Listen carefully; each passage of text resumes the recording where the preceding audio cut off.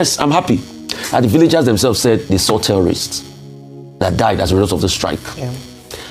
In fact, Riley Moore, the lawmaker in America, was one of those that said, oh, we got a good report from the strike that it did affect them. The villagers are happy, they're feeling relieved. So for all of those that first argued in the first place, that why would they strike Sokoto? It's supposed to be Borno, that argument nullified. For people like Sheikh Gumi with all of his incendiary comments, hope he understands that we need to be able to fight terrorism. And if we don't fight terrorism, Nigeria won't be free.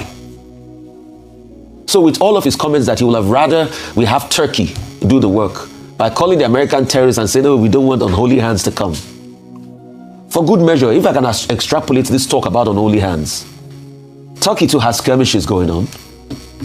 And it's not all huru for them. What we are saying is, how can we stop this insecurity ravaging our country, causing destruction of lives and property? I think that should be the priority. And for all of those that are telling their dards that, oh, it's against us. No, it's because we want results. And I'm sure they can watch this video done by Ferdinand, that the villagers are actually happy for it. So we must be careful in phrasing this narrative. With killings. Now, in any form of military action, you must expect collateral damage. You must expect that there will be, casualties. If the United States unleashed about a dozen Tomahawk missiles, Professor Mersham, in his commentary, a leading American professor of political science, has told us in a commentary, although he says America is committing suicide because America is not omnipotent, and that Nigeria should go and sort out its problems. He was saying that one missile costs about $2 million. So the US will spend about $24 million, not to talk of other logistics financing, just to come and waste resources. Of course, there was prior intelligence, which they say was provided by the Nigerian government. So there must be targets. And they said it was precision bombing. So somebody coming out and says some people were killed, that's no news. In a situation like this, there must be, collateral damages, and precision strike means that there will be damages. The extent, the nature of which we still expect the Nigerian government and the American government to tell us. So it's not picking up street gossip. And Gaza residents saying some people were killed. No, that's not what we need. What we need is concrete information. Whether it is classified or unclassified, an averagely intelligent person must know that there must have been casualties. Now, residents of Masalachi in Tangaza local government area in Sokoto State have reported seeing terrorists fleeing forest after attacks by the United States. The Nigerian government and the United States had struck several forests, including Kawuri, Kamdam, and Malgam, where the Lakura terrorists are based. Reports say several of the terrorists were killed and their properties destroyed. Arise News Chief Correspondent Ferdinand Duroa is in Masalachi to give us updates. Thank you for joining us, Ferdinand. Bring us up to speed on what's going on right there. All right, thank you so much. And yes, it is the sojourner to ensure that we get exactly the details of what happened on Christmas Day. In the last 48 hours, we have been going around Sokoto State, particularly to places where we did feel the effect. And yes, we went to Jabo in Tambawa local government area, and today we are in Tangaza, where we can confirm to you that is indeed the hub of Lakurawa activities here in Sokoto State.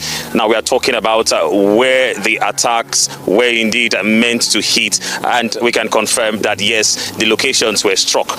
Now we've spoken to some of the villagers, and also some of the traders, because this is the route. After here, from this point, you cross over, and then it leads on to Niger Republic, then leads on to Ghana, leads on to Burkina Faso, leads on to Mali, and from exactly what they've told us, exactly how much travelers from the Sahel, well, you want to call them travelers, or how much migrants from the Sahel have indeed been a destruction to the community, where there's so much fear in the air, so much fear in the air. But then from what they've told us, well, they can confirm that yes, clearance activities are taking place just behind us in some of the forest. Well, they mentioned the Kawuri forest, and then also they mentioned the is it Malgam forest, where the actions place, talking about the strikes. And then also some gentlemen told us about the movements of terrorists. Now, they actually described how they had moved from one part of the forest, where they call the north, to, of course, another place. So that's the situation. Well, I'm not alone. I've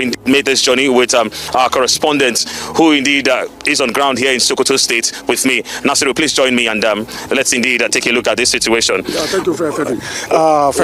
Well, we wouldn't want to say it's a revelation that was made, because these are some of the stories that you have reported, including the activities of those coming from the Sahel, who indeed come in, cause disruptions and go away. But then the only situation right now is that, yes, this is the first time that we're getting pictures in Tangaza since that attack on Christmas Day. Exactly, Mr. Ferdinand. Yeah, Tangaza has a very complicated security situation where the Lakura operated, and also they have bandit, and also a kind of a tribal conflict between the Hausas and the Fulani. But the coming of the Lakura in 2024, they've been here since 2018, and they've been disrupting the livestock of people. That is what they specialize in rustling animals. But with this attack, this bombardment from the U.S. government on Christmas Day, the villagers really confirmed that the U.S. airstrike hit the target, because they could confirm that people are moving from Kauri, Kandam, Malgam, where the Lakura have their base, and even are very, very comfortable digging a borehole and even a well to make it a permanent camp. That particular place has been hit by this attack. Yeah. Just to interrupt you, well, I think that's one of the revelations from this. We're talking about how much development they say have taken place in some of these settlements in the forest. They talk about boreholes being built. Exactly. They talk about wells being dug by terrorists. Yeah. And then who indeed come out to cause commotion, cause problems, make it difficult for the people to indeed, have a normal lifestyle, rear cattle, steal, kidnap, and of course go away. Exactly. They waited until your farm produce are ready for harvest, and they start coming. Either they kidnap and to ask you to sell your farm produce. And in most instances, this farm produce, you have to pay levy to harvest. And after you pay levy, they also come for you. They kidnap the breadwinners in the home, and they know you cannot allow your father or your breadwinners to be with them. You have to pay. So the community here have suffered a lot. I could tell you history of what has been happening. I could remember in 2020, the DPO of Tangaza was killed right inside the police divisional headquarters. 6 other police officers were killed also. And in 2021, to just paint the tribal conflict perspective of it, 6 Fulani persons officially reported were killed, but